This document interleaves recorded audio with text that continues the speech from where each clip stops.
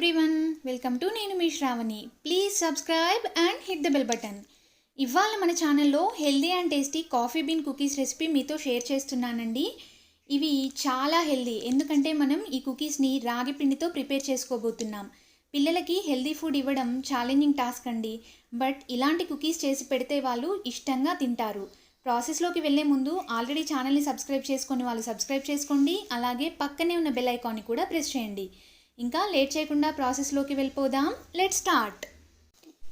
ఈ coffee bean cookies కోసం ముందుగా మనం కాఫీని ప్రిపేర్ చేసుకోవాలండి. దానికోసం ఓ మిక్సింగ్ బౌల్లోకి 2 టేబుల్ స్పూన్లు వేడి పాలు, అలాగే 1 teaspoon instant coffee powder వేసి మిక్స్ చేసుకోవాలి.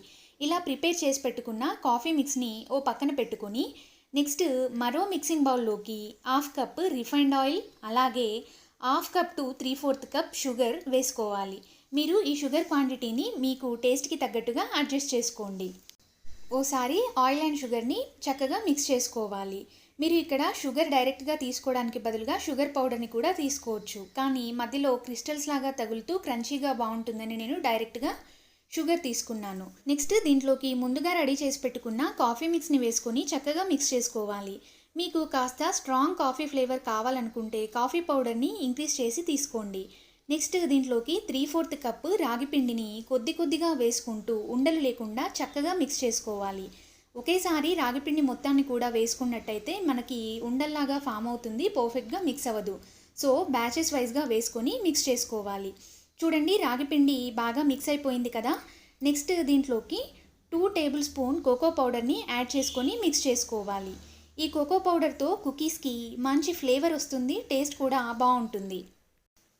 ఇప్పుడు దీంట్లోకి 1/2 కప్ గోధుమ పిండిని కొద్దిగా వేసుకుంటూ మిక్స్ చేసుకోవాలి.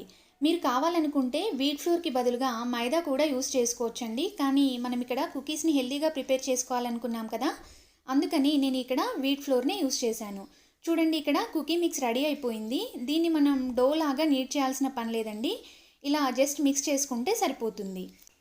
నెక్స్ట్ ఓ కేక్ బౌల్ తీసుకొని దాంట్లో కాస్త ఆయిల్ని కానీ బటర్ని కానీ నెయ్యిని కానీ అప్లై చేసుకోండి.